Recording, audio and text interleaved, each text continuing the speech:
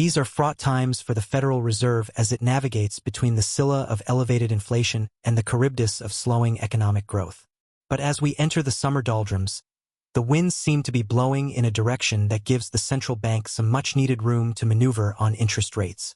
The latest economic data paints a picture of moderating price pressures and economic dynamism ebbing. The core personal consumption expenditures price index, which strips out volatile food and energy costs, is expected to rise just 0.1% in June, marking the second consecutive month at that tame pace. On an annualized basis over the last 3 months, core inflation appears headed for the slowest rate this year and a notch below the Fed's 2% target. This budding disinflationary trend, combined with signs of simmering growth, gives the Federal Open Market Committee cover to hit the brakes on its aggressive campaign of interest rate hikes. Following a drip of quarter percentage point increases that took the federal funds rate from near zero in March 2022 to the current 5.25% to 5.5% range, a rate cut may soon be in order. The government's initial estimate for second quarter GDP growth is expected to come in around 1.9% annualized, a slowdown from the already lackluster 1.4% pace in the year's opening months. Back-to-back quarters with sub-2% growth would be the weakest performance for the U.S. economy since the pandemic downturn. Couple that with moderating job creation and wage growth, and you have a textbook case for an easier monetary policy stance. Investors have widely priced in a quarter-point rate reduction at the Fed's September policy meeting. While the chances of a cut at this month's July 30th to 31st conclave appear slim, the economic meteorology seems to be aligning for an immaculate disinflationary slowdown that would allow policymakers to pivot to loosening financial conditions. Of course, the Fed's path is never straightforward or free from obstacles. This week's slate of housing data will shed light on how sharply higher mortgage rates over the past year have capped the sector's upside. The consensus forecast calls for a modest uptick in new home sales during June, but a fourth consecutive monthly decline for existing home sales. The dynamic playing out is a double-edged sword.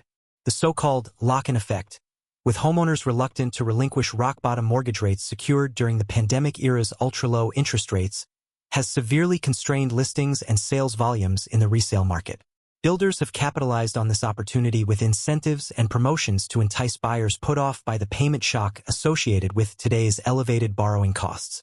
Meanwhile, the durable goods report for June is expected to show sluggish orders for business equipment, one casualty of the Fed's hiking cycle aimed at curbing economic demand and tempering inflation pressures. Decelerating domestic demand could prove a headwind for an economy still gripped by supply chain tangles and heightened uncertainties over trade policy and geopolitics. Internationally, the likelihood of the Bank of Canada delivering a second straight rate cut on Wednesday is pegged at over 50% by economists following an encouraging inflation report for June. The acceleration of the 3-month average core inflation metric may give some policymakers pause, but sticky price pressures still suggest the central bank will err on the side of further restraint for now. The synchronized global cycle of pandemic-era monetary stimulus followed by inflation-fighting rate hikes has been one hallmark of the current economic era. As the International Monetary Fund has emphasized, domestic and external challenges remain highly interconnected, underscoring the importance of multilateral coordination. The upcoming meeting of G20 finance ministers and central bankers in Brazil represents the latest forum for international economic cooperation. Throughout the week, policymakers from Japan to the Eurozone to Russia will scrutinize the latest batch of purchasing manager surveys spanning the manufacturing and services sectors. Downbeat readings would impart an added sense of urgency for central banks to shore up growth as price pressures abate. For all the Fed's focus on evolving economic data, a rate-setting body does not make decisions based solely on model projections and rearview mirror indicators. There are human elements at play, an interpretation of the numbers through the lens of economic philosophy, as well as the art of building consensus among disparate viewpoints around the FOMC's sizable mahogany table. In sizing up how the Fed will maneuver, I find myself drawn to the musings of former policymakers. Among them is former Richmond Fed President Jeffrey Lacker, who served from 2004 to 2017 and experienced the cauldron of the Great Recession and its prolonged aftermath. In a recent interview, Lacker reflected on how even seemingly mundane policy adjustments can take on an outsized symbolic importance. Market participants pore over every word change, every nuance of the statement, and try to discern something about the future path of policy intentions. The human tendency to try to extract forecasts or rules from just a handful of observations is strong. Both the public and much of the Fed staff read far too much into what is intended with mundane changes in the statement. Those sage words from a former insider encapsulate the high-stakes nature of effective central bank communication in an era of extraordinary uncertainty. Transparency in policymaking is vital, but allowing for some constructive ambiguity may also be inevitable when the economic landscape is shifting rapidly. Another insightful voice from the ranks of retired Federal Reserve officials is that of Narayana Kocherlakota, who led the Minneapolis Fed from 2009 to 2015 as the housing market and Wall Street were regaining their footing in the wake of the subprime mortgage crisis.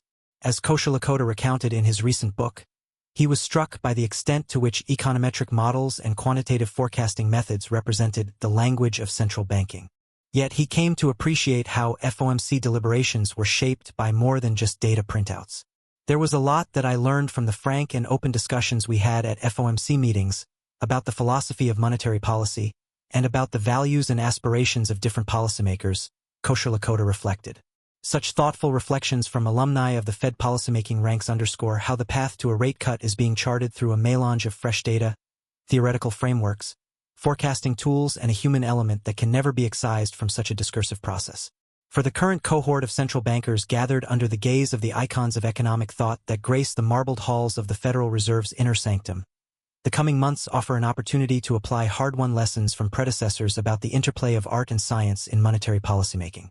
Parsing the entrails of future inflation and growth metrics will only go so far in divining where interest rates are headed.